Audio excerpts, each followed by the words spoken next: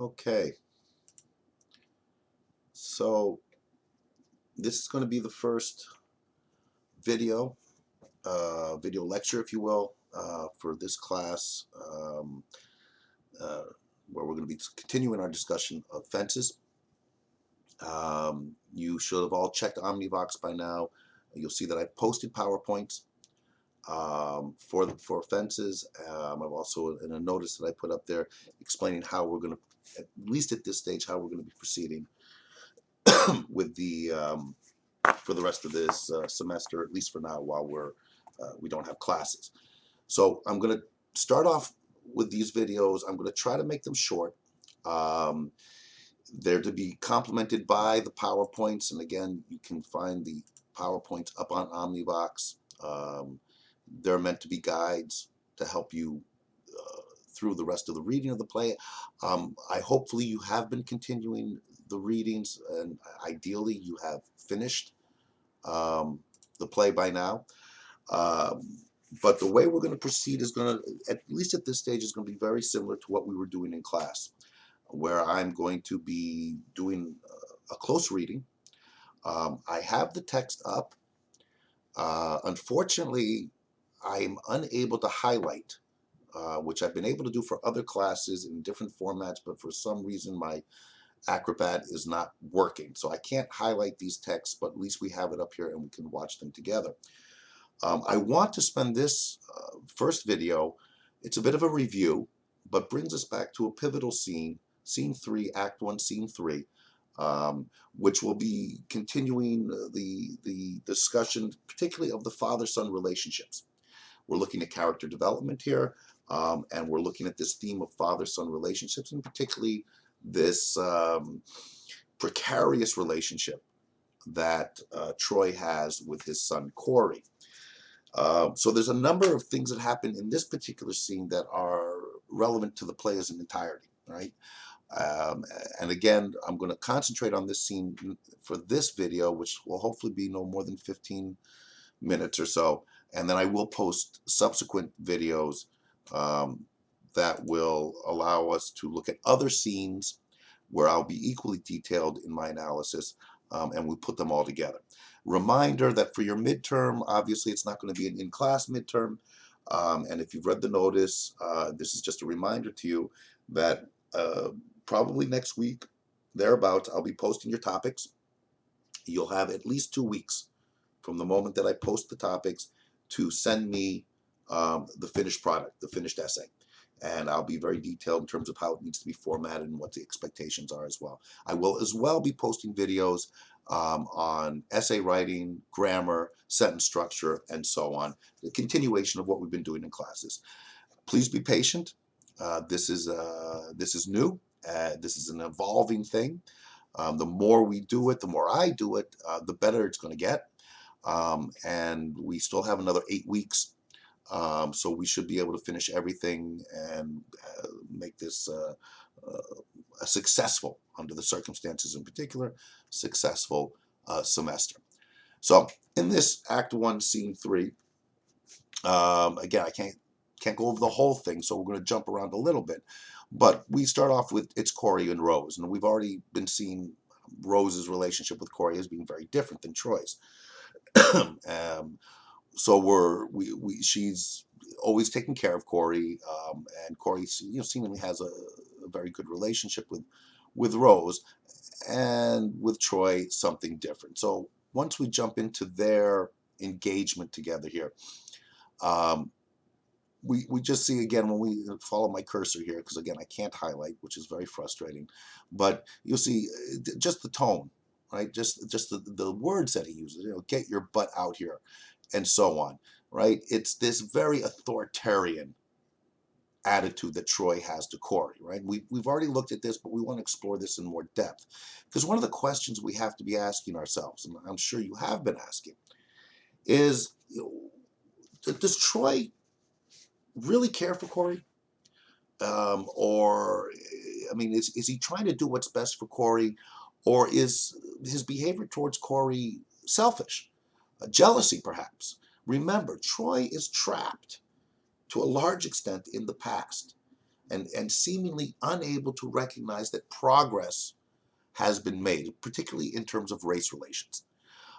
It's far from a perfect situation, but it's better than it was when when Troy was 15, 20 years younger, when he was at his prime, especially in relation to sports.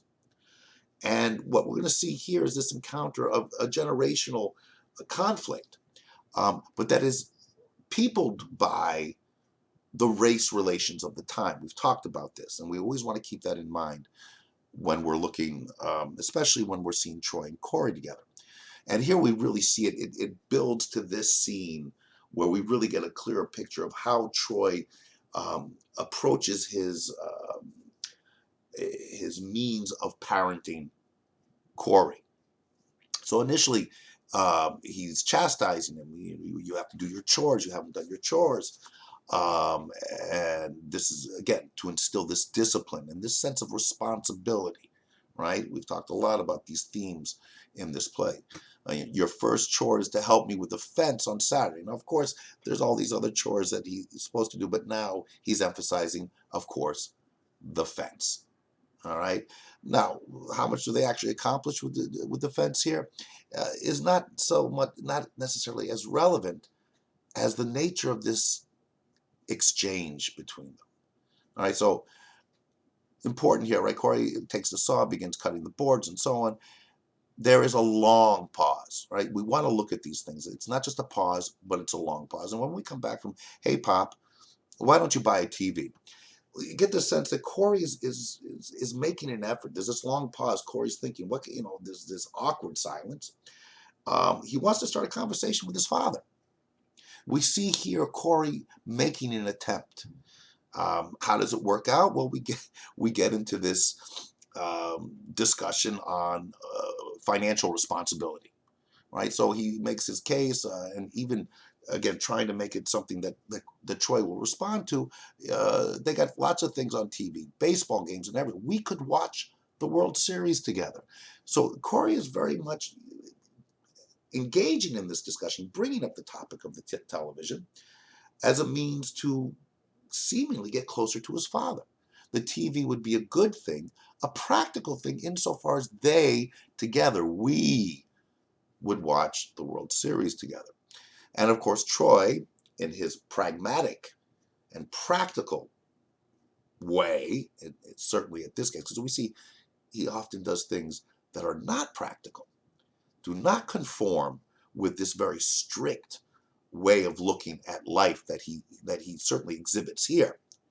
And we'll be talking about that in future videos, where Troy breaks out of that and what are the consequences of breaking out of his own very rigid sense of the proper way to live.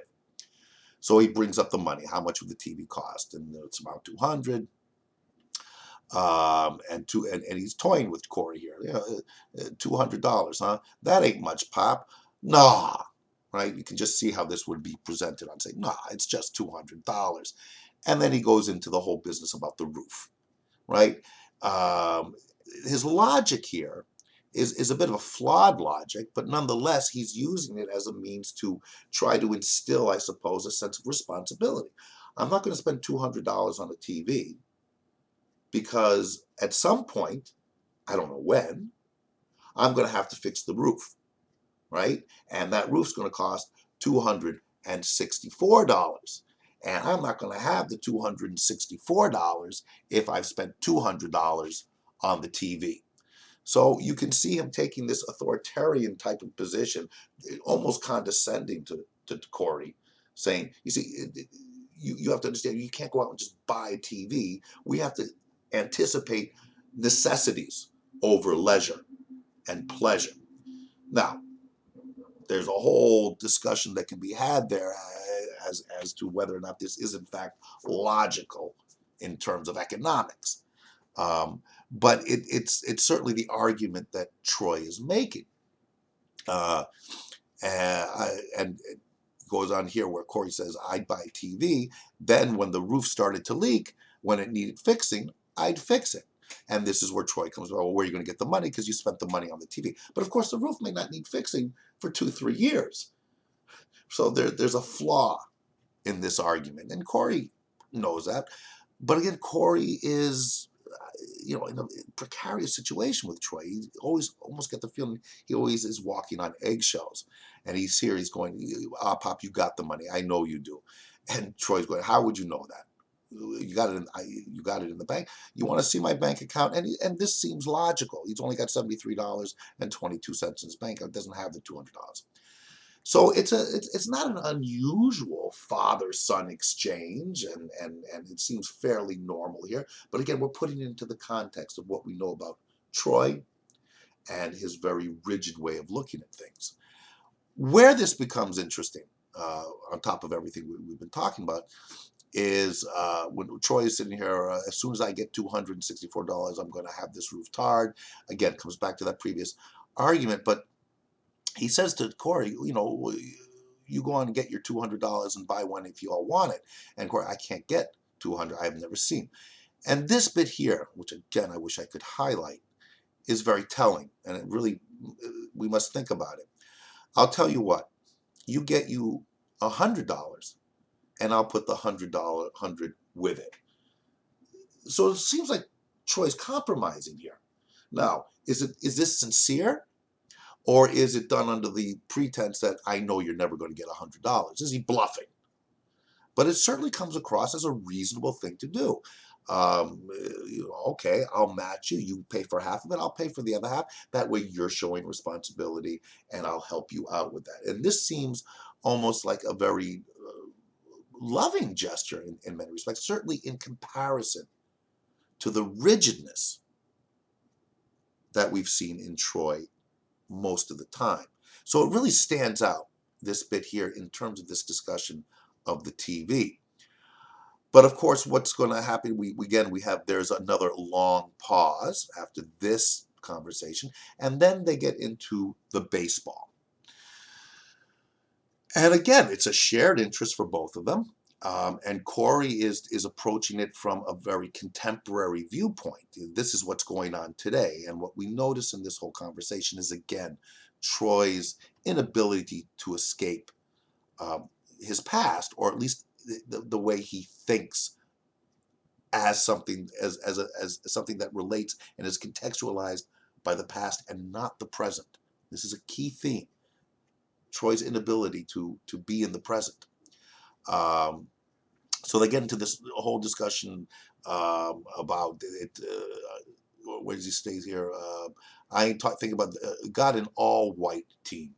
All right, and again, so he brings the race in, and we certainly get a sense here that the reason he's bringing is he's still very bitter about the restrictions that were placed on him when he was in his prime as a baseball player. The restrictions are much less so now, right? There isn't segregation, but of course there's still a lot of racial tension. Remember, it's 1957. So they go into this whole thing. We've talked about this. Hank Aaron, I think I've explained, for those of you who didn't know, Hank Aaron, huge ball player, and Troy just unable to acknowledge it. Hank Aaron ain't nobody, right? He doesn't want to hear about these contemporary, because he keeps coming back to, I'm better. This is ego, and this is narrow thinking, and it tells us a lot about Troy's character. He loves baseball, but he's still so bitter about what he endured that he doesn't want to embrace baseball today. And here's Corey saying, we can watch the World Series together. Let's get a TV. Pop, let's do things together. We have a lot of shared interests. Gets back now to Corey and the football situation with the recruiter going to be coming, and Troy, again, shoots this down and berates him about, forget football. I'm going to paraphrase this bit here again, because I can't highlight. It's frustrating.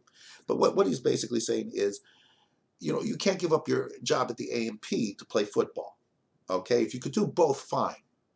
But no, the A&P, you got to keep your job. Well, he doesn't have the job. Troy says, well, then you're going to go out and find another job. I'm not gonna facilitate this for you. I'm not gonna help you with this. And Corey makes a logical argument. Says, I may be able to go to college here. I got good grades. This is a way for me to advance myself. And Troy always comes back to, forget that. That's the white man's world, right? It says here, the white man ain't going to let you get nowhere with that football, no way. What he wants Troy to do is you go get a trade. Fix cars, build houses, or something. Get you a trade. All right? And this is key. So that you have something can't nobody take away from you. Don't be reliant on other people. Don't be reliant on, very particularly, the white man in the football world, the university world, the college world. You can't trust them. They're going to take it away from you. You'll, no matter how good you are not going to make it in that world. Get yourself a trade. Fix cars, build houses. That way, you'll always have something that you can hold on to because they can't take those skills away from you. And those are practical skills. Doesn't want him to be hauling people's garbage like he does, right? Here we see that. But now, again, this might seem like a logical, practical approach. But it also conveys the sense of, you're dreaming if you're thinking you're going to be anything other than a tradesman. And this, again, very much is part of Troy's world from 15 years ago when there was very difficult for people of color to have any kind of opportunities, and certainly not in sports. But things have changed. And that's the key to all this. All right, here you see Corey saying, this way I'll be going to college. I'll get a chance. And no, first you're going to get your butt down there and get your job back. You can't get his job back. This goes on. You've read it. We talked about it. It's a reminder, though. Okay? Which leads us to the big moment here, right? Corey says, how come you ain't never liked me? And this is why we're focusing on this. This is a key moment. Liked you? Who the hell says I got to like you? What laws there say I got to like you? Want to stand up in my face and ask a damn fool ass question like that? For him, this is a ridiculous question. But is it? Can you do both? The sense of duty, right, that we lead up to here, and we come down to here. I like you. I don't have to like you. I have a responsibility and a duty. And it comes back to these themes of responsibility and duty. And this passage here, you want to be focused in on this. If you're writing your essay on this, inevitably you're going to use things from here because it's my job. It's my responsibility. Come down here because it's my duty to take care of you. I owe a responsibility to you. He goes on and compares it to like a job. It's like a contractual obligation as a father that I do the things I do for you. It's not because I like you. I don't have to like you. I can dislike you, but I still have to do it. We have to do things in life because it's our duty to do them, not because we necessarily like them, not because we even necessarily feel necessity. It's a duty. And this distinction, all right, the idea of responsibility and duty is so ingrained in Troy.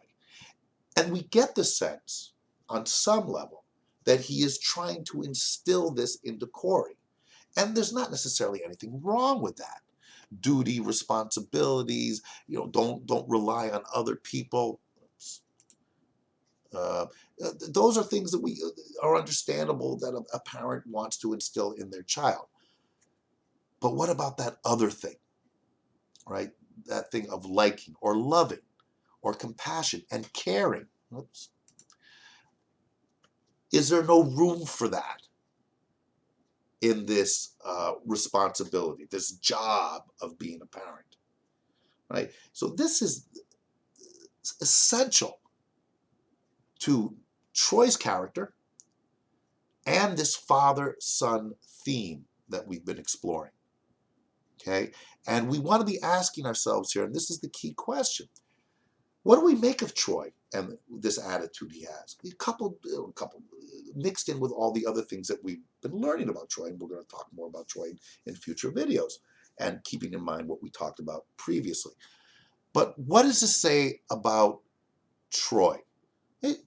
Is Troy a good man? Is Troy trying to do the right thing here? Right? And this is touched on a bit when Corey leaves and Troy in the scene finishes with Troy talking to Rose.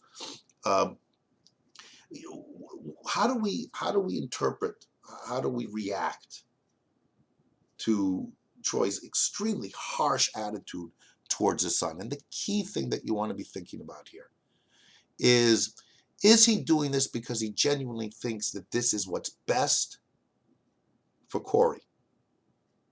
Is he doing this to protect his son? Teach his son some very important real life lessons about duty and about you have to understand it's a tough world out there. Understandable.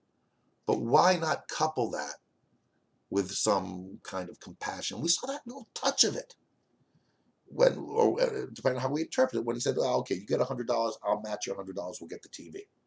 And again, is he sincere when he says that? Because that's before he gets into this whole thing about I don't have to like you. These are the questions we want to ask. And ultimately, is he doing this to protect Corey, or is he doing this because he's so self-absorbed? And is this actually him being perhaps somewhat jealous? I didn't get a chance to make it in sports, and I'm not going to let you make it in sports. Which direction do we go? Well, we can only make that decision, or or understand, or try to understand that when we take it into the context of the whole play.